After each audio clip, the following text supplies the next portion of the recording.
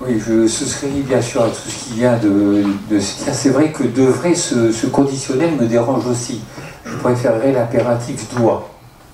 Voilà, pour moi, ce serait beaucoup plus clair. Mais il était dit aussi dans l'assistance que l'alcool, que le SAF, tout ça, on pourrait rajouter aussi les drogues, sont des sujets qui sont actuellement tabous dans notre société et que les actions qui sont menées sont la plupart du temps répressives et non pas curatives. Et c'est ça bien le grand malheur actuellement. Hein. Moi j'ai souvenir, puisque j'en profite, après je passerai à mes autres éminents partenaires. J'ai reçu il y a quelques années à notre permanence, sur coup de téléphone, 2 jeunes femmes qui étaient enceintes. C'est pour vous expliquer un petit peu le cheminement de l'alcoolisme pour la femme enceinte. Parmi l'une d'elles, il y avait une dame qui avait une grossesse heureuse, un enfant désiré, une grossesse heureuse, et naturellement, eh bien, toutes les occasions sont bonnes pour arroser cet heureux événement. Bien. Mais il ne faut quand même pas que les occasions deviennent des addictions quotidiennes. Donc j'en avais parlé avec cette dame-là, ça s'est très bien solutionné, elle a compris, je lui ai parlé du SAF, des risques, etc., etc., etc. Et par contre, la deuxième personne que j'ai reçue présentait les mêmes caractéristiques au niveau de son alcoolisme. Par contre, elle était en souffrance, était en grande souffrance, elle avait une grossesse malheureuse. Pourquoi malheureuse? Tout simplement parce que son couple était un petit peu en train de se déliter, que tout n'allait plus très bien, et que ce papa et cette maman avaient pris la décision de faire un enfant pour remettre leur couple sur le droit chemin. C'est une réaction qui m'a assis. Jamais de la vie, et j'ai des exemples, jamais de la vie, le fait de refaire un enfant n'a permis à un couple en pleine déliquescence de retrouver son unité familiale préalable. Ça, je ne le crois pas. Donc cette personne-là souffrait, et l'alcool qu'elle consommait, c'était pour aller un petit peu mieux, oublier sa souffrance. Elle n'était pas encore dans le déni de grossesse, mais à la limite. J'ai discuté avec elles, je leur ai consacré le temps qu'il fallait, elles ont compris, on a parlé du SAF, on a parlé de l'avenir, on a parlé de ce qui pouvait arriver, de ce qui arriverait, du tableau noir qui attend les enfants pour après, et ça s'est solutionné. Comme quoi, on peut très bien être maman en étant une alcoolique, je ne vais pas dire allétérée, le mot ne me plaît pas, une malade alcoolique. On peut très bien aussi avoir une grossesse très heureuse et se donner les moyens de la fêter un petit peu trop souvent en goût, ou avoir une grossesse malheureuse qui, elle, va disons, engendrer la prise de produits qui vont euphoriser les temps de souffrance. Voilà, j'en ai fini pour l'instant. Si un de mes collègues veut rebondir ou intervenir. Avec Répi, cadre où ça passe, sage-femme de formation, infirmière. Ça va faire bientôt une quinzaine d'années que je suis dans les addictions pour une sage-femme. Je me demande pourquoi je sais ce que j'y fous, d'ailleurs, souvent, je tiens à le dire. Quand vous parlez de la consommation des toxiques, en général, ça, sur les drogues que nous on appelle, enfin drogue, que le public appelle drogue, en général elle va vous répondre. Sur le cannabis elle vous répond, sur l'héroïne elle vous répond, sur la cocaïne elle vous répond aussi, si vous êtes un petit peu formé. Par contre sur l'alcool, elle ne va pas forcément vous répondre, parce que y a le contexte de l'alcool, et puis une femme ça doit se tenir par rapport à l'alcool. Voilà. Mais par expérience, j'ai remarqué que si elle avait compris qu'en face d'elle, il y avait un professionnel qui était capable d'entendre la parole et de travailler en réseau, déjà elle va beaucoup plus forcément en parler. Et puis c'est pas toujours à la consultation que vous avez avec elle qu'elle va en parler. Elle pourra très très bien différer. Mais vous allez quand même lui parler de l'alcool et lui dire que par contre l'alcool, est-ce que vous en avez consommé ou ça? Bon, sachez quand même que ça donne des malformations. Je pense qu'il faut quand même poser la question et le dire. Même si elle ne vous répond pas, ça va travailler et, si vous voulez, cheminer. L'important, c'est qu'il faut que le professionnel comprenne qu'il n'est pas forcément la réponse tout de suite. Mais d'abord, il faut aussi que vous ayez un sens clinique. Hein, dans certains cas, quand même, ça se voit. Hein. Et je pense qu'il faut travailler en réseau, travailler avec, par exemple, la sage-femme de PMI, les puéricultrices, voilà. Je pense que c'est un travail de... Enfin, voilà, ce que je voulais dire, c'est un travail de longue haleine et un travail en réseau. Oui, tout à fait. C'est complexe, l'approche d'une addiction au sens large, parce qu'on est plein de... On a soi-même, en tant que personne et en tant que professionnel, on est horrifié par ce qui pourrait se passer, ça c'est toujours. Le dire aux gens, c'est une chose, il faut les informer, mais c'est pas ça qui va forcément les aider à se soigner, parce que ça va les stigmatiser encore plus et ils vont encore s'enfoncer un peu plus dans leur déni ou dans leur grande solitude. Au sujet du SAF, c'est pas forcément parce qu'on est alcoolique qu'on va avoir des problèmes, enfin que l'enfant va avoir des problèmes. On n'est pas égaux face aux toxiques, comme à tout d'ailleurs. Donc il y a des choses qui sont relativement imprévisibles et qu'on est incapable, forcément par définition, incapable de prévoir. L'idéal, c'est évidemment zéro alcool pendant la grossesse et avant la grossesse. Il faudra commencer 2 mois avant, 3 mois avant, minimum. Ça, c'est un bel idéal qui est évidemment difficile à toucher. La prise en charge, elle se fait avec du lien. Et ce lien, comme vous le disiez, le lien, il va se faire quelquefois dans la consultation bien rigoureuse, puis quelquefois ça va être en discutant avec la secrétaire qui va accueillir, ça va être sur le pas de la porte, ça va être en prenant le café en repartant, ou un thé ou de l'eau, ça va être en... Voilà. Il n'y a pas de normes, hein, mais l'important c'est de faire du lien. Moi j'ai pour habitude de toujours croire ce que me disent les gens. Ça va peut-être vous faire un petit peu sourciller, mais je pars de ce qui existe, de la situation, de façon très pragmatique.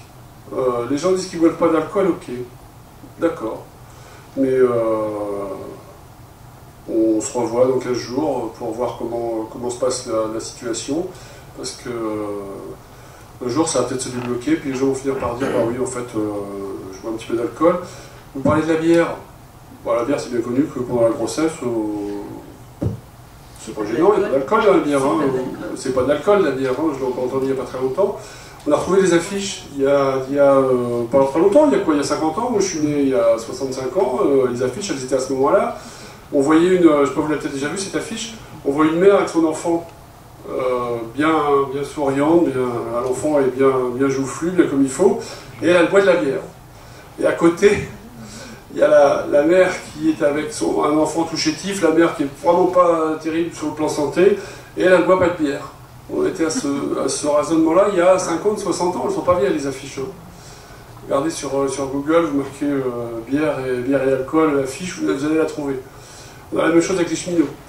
Mais il y a un changement de vision qui est fondamental, qui est énorme. Le chemin parcouru est énorme. Le SAF, vous avez vu, là, le SAF, ça fait pas si longtemps que ça. Ça fait quoi, 40 ans au grand maximum, 50 ans peut-être. Mais il y a 50 ans, SAF, c'est quoi ce truc-là? C'est quoi? Ça fait 20 ans qu'on en parle. Aux États-Unis, qui sont toujours en avance, bah là, ils ont commencé après nous, apparemment. Bon, après, ça, ce sont les grands moteurs qui parlent des syndromes et tout ça. Mais c'est pour dire que c'est récent. C'est récent. Et l'alcool, c'est très pervers, cette molécule, parce que, d'abord, elle ne nous avertit pas physiquement qu'on en a pris trop. Vous prenez du sucre, vous prenez du gras, vous prenez de la cocaïne, de l'héroïne, je sais pas quoi, vous aurez des effets secondaires qui vont vous dire arrête, parce que t'en peux plus, quoi. On est prévenu, l'alcool, jamais. Jamais. On va se remplir jusqu'à tomber par terre, mais on n'aura aucun signe. Ça, c'est comme ça. C'est une molécule qui passe extrêmement vite dans l'organisme. C'est une question de minutes. Hein. Ça diffuse partout. Il y en a partout. L'enfant, il va tout prendre. Le premier qui va trinquer, c'est son système nerveux central. Donc ça va commencer, même avec une alcoolisation relativement faible, pas forcément tous les jours d'ailleurs. Il va commencer à avoir des troubles de construction cérébrale qu'on va retrouver à la naissance. Donc plus ou moins la débilité moyenne ou légère, les troubles d'apprentissage, donc toutes les 10, dyspraxie, dysphonie, dysarthrie, enfin, où il y a un DYS au départ. Ça veut dire que ça ne fonctionne pas bien. Et ça, on va les retrouver à la naissance, on va les retrouver pendant les premières années de croissance, parce que il y aura un retard d'acquisition, il y aura des retards dans le locomoteur, c'est-à-dire que l'enfant va marcher un peu moins vite, il va se tenir debout un peu moins vite, il va s'adapter un petit peu moins vite à ce qui se passe autour, il va moins capter, il aura un regard un peu moins vif. Et puis si le syndrome est bien installé, ça va durer beaucoup plus longtemps, c'est-à-dire que le retard va se marquer de plus en plus au fur et à l'entrée d'école et tout ça. Ça c'est le premier dégât que ça fait. Les dégâts suivants, c'est avec les organes, tous les organes, le squelette on l'a vu, le cœur on l'a vu, et puis le reste, le développement va être moins bon, l'enfant sera de petits poids, dans la même chose avec le tabac. Et peut-être un peu moins au niveau psychomoteur, mais quoique, mais vraiment ce qui trinque en premier c'est le système nerveux central. Et une fois que les dégâts sont faits, il y a des choses qui sont récupérables parce qu'on a quand même une plasticité cérébrale qui fait que rien n'est jamais fichu complètement. Mais bon, il y a du boulot quoi, il y a un retard qui est quelquefois difficile à combler. Et d'autant plus que ça n'est pas, je le disais tout à l'heure, que ça n'est pas identifié rapidement, et pas toujours. Et nous, on est de plus en plus avertis, mais bon, tous les professionnels de santé ne sont pas toujours avertis. Et si la prise en charge est relativement tardive, évidemment que ça va plomber un peu plus le pronostic évolutif. Mais c'est complexe, c'est complexe. Vous le disiez, sur la durée. Il faut installer ça dans la durée. Il ne faut pas installer ça dans l'étiquette qu'on va coller. Vous buvez de l'alcool, c'est pas bien, il faut arrêter tout de suite, ça va mal se finir. Ça ne marche pas, ou peu. Il y a quelques personnes qui vont y être sensibles. Mais dans la majorité des cas, ça ne marche pas. Il faut garder le lien. Et puis accompagner les gens. L'accompagnement, c'est marcher à côté, légèrement en retrait. C'est pas guider. Guider, on marche devant, on prend par la main, on dit « tu viens avec moi, t'arrêtes ça ». Il y a des gens que ça va aider. Il y a une majorité qui vont dire « c'est quoi ce truc-là, il me connaît à peine », et puis des gens en train de me dire ce qu'il faut faire. Non, l'accompagnement, c'est vraiment marcher à côté. Là, on est à côté, et je me mets un peu en retrait. C'est-à-dire que la personne va pouvoir s'exprimer. Il va pouvoir avoir beaucoup plus d'espace, il y a un climat de confiance qui peut s'installer. Et à travers ce climat de confiance, on va peut-être pouvoir installer des choses. On est dans le domaine des circuits de la récompense. Circuit de la récompense, ça s'associe au plaisir au sens très large. Et ça, le circuit de la récompense, on l'installe quand on a 3 jours, qu'on est avec sa mère et qu'on a faim, qu'on a soif, qu'on a froid, qu'on est en insécurité. Le circuit de la récompense, qui est un circuit biochimique cérébral, est un circuit extrêmement puissant. Et quand on n'a pas cette récompense, on a une frustration. Et quand on a une frustration, on a un manque. Mais au début, ce n'est pas un manque forcément d'alcool, c'est un manque de plein de choses, un manque de sucre, un manque de caresses, un manque de câlins, un manque de réassurance. Et ça, plus la vie va avancer, plus ce circuit de la récompense va être frustré, et plus on va avoir du manque qui va s'installer. Et quand on va grandir, le manque, on va le combler avec quoi? On va le combler avec quelque chose d'autre. On va rechercher les caresses, on va rechercher de la reconnaissance. Donc l'insécurité qu'on peut retrouver pendant la naissance, les gens insécures, dans notre société, elle est quand même basée là-dessus. La peur, mais allumez TF1 ou M6 ou je sais pas quoi à 20h, et puis regardez dans quoi on baigne. On baigne dans la peur. C'est un levier qui est extrêmement facile à mettre en place, mais on est hyper saturé de peur, même dans les pubs. La peur de ne pas ressembler à la norme, la peur de ne pas faire comme il faut, la peur de... Il nous en faut cette peur, heureusement qu'on a ça, sinon on ferait n'importe quoi dans la vie. Mais, pousser un peu à l'excès, s'il y a une trop grande insécurité au départ, ou des insécurités, certaines personnes vont dériver vers une insatisfaction qui n'arriveront pas à combler. Et c'est là qu'on va commencer à devenir addict à... je ne juge personne de l'addiction, parce que... L'addiction, c'est vraiment extrêmement large, c'est le circuit de la récompense, et c'est extrêmement polyvalent, polymorphe et vaste. Et l'alcool en est un élément qui est extrêmement répandu, qui est largement mésestimé, sous-estimé, méconnu, banalisé. C'est festif, c'est associé à plein de choses agréables, Donc une perversion qui s'installe. C'est pas pour ça que ça doit être complètement interdit, mais pour la grossesse, là, je pense qu'il ne faut pas. Et puis le SAF, donc, c'est l'enfant qui naît avec une mère qui a bu un petit peu trop d'alcool, ou beaucoup trop. Mais après la naissance, il faut que le continue à s'en occuper de son petit. Et le problème n'est pas résolu forcément, c'est-à-dire qu'il faut continuer à l'accompagner, d'où l'intérêt de l'accompagnement de périnatalité. On ne s'arrête pas le jour de la naissance, hein. On va continuer après, et on va continuer à entretenir ce lien de confiance, ce lien dans lequel on a mis du sens, et qui va continuer. On essaye de... Je dis pas on essaye, on continue, parce que quand on dit on essaye de faire quelque chose, on ne le fait pas. On continue à faire du lien thérapeutique, on peut l'appeler comme ça, mais c'est un lien d'humanité, hein. C'est un lien de respect, c'est un lien humain qui fait que je suis à côté de vous, je suis bien à côté de vous. Et moi aussi. Voilà. Et c'est ça. Et qu'est-ce qui se passe? Il y a du plaisir, parce que la vie est plaisante. C'est pas plus compliqué que ça. Et on a une récompense, on est content d'avoir passé un petit peu de temps avec quelqu'un avec qui ça a accroché. Et puis ça va déclencher un système de ressources. Alors ça, c'est quoi les ressources? Et bien dans notre vie, un jour, un moment, il y a quelqu'un, il y a quelque chose qui nous a fait du bien. Et ça, c'est une ressource dont on se souvient, plus ou moins consciemment. Et c'est intéressant d'aller réidentifier ces ressources, même si elles sont toutes petites, et puis de les travailler, et travailler avec ça. Et la ressource, quelquefois, il n'y en a plus beaucoup, hein, mais il y en a toujours. Et on va travailler avec ça. Alors que c'est des personnes ressources, c'est des situations ressources, et ce ne sont plus des addictions ressources. Ce sont de fausses ressources. Fausses bonnes ressources. On va prendre un comprimé pour dormir, on va boire un petit coup pour se désangoisser un petit peu le soir, on va travailler un peu plus le soir parce qu'on est valorisé avec ça, parce qu'on gagne de l'argent, on rapporte de l'argent à la maison, parce qu'on est estimé pour ça, parce qu'on est un grand travailleur qui a bien réussi. Je dis ça parce que, en tant que médecin, je connais le problème personnel déjà, et on s'auto-valorise, on déplace le problème, hein, mais on s'éloigne de l'humanité là-dedans, et on s'isole. Et l'alcool isole de façon merveilleuse.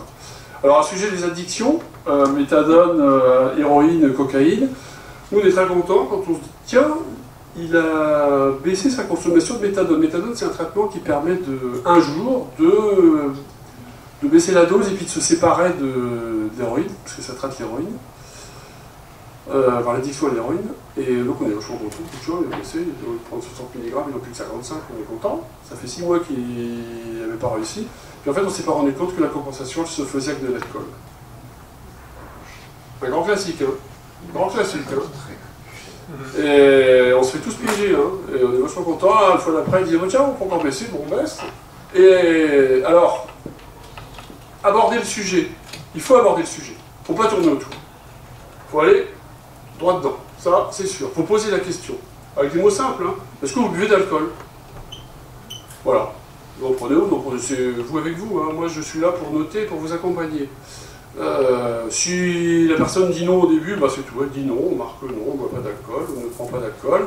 Ça sera peut-être la deuxième fois, la troisième, la quatrième fois, quand il y aura un peu plus de confiance. Mais on va y venir un jour, on se bien rendu compte qu'il y avait peut-être des signes. Ok, on a noté ça dans un coin. Mais on n'a pas collé une étiquette tout de suite, déni d'alcool, paf, l'étiquette. Les étiquettes ça colle très fort, hein. Et on met du temps à les décoller. Alors je voudrais ajouter aussi, quelque chose d'important, c'est que ces femmes, des fois, elles prennent de l'alcool parce qu'elles subissent en fait des coups, des violences, violences physiques et violences aussi psychologiques, d'aller encore pire. Et ce qui me paraît important aussi, c'est qu'on parle un peu de la prise d'alcool chez les femmes, qui a quand même, ces derniers temps, considérablement augmenté. Si vous allez dans les fêtes un peu jeunes et que vous regardez, il y a quand même cette problématique. Alors par contre, je trouve que dans les maternités, il y a de plus en plus de personnes qui disent j'ai consommé de l'alcool et en fait, je me suis aperçue que j'étais enceinte. Voilà. Ça, on l'a quand même beaucoup plus, à mon avis, qu'avant. Ce qui veut dire que les mentalités, quand même, évoluent un peu.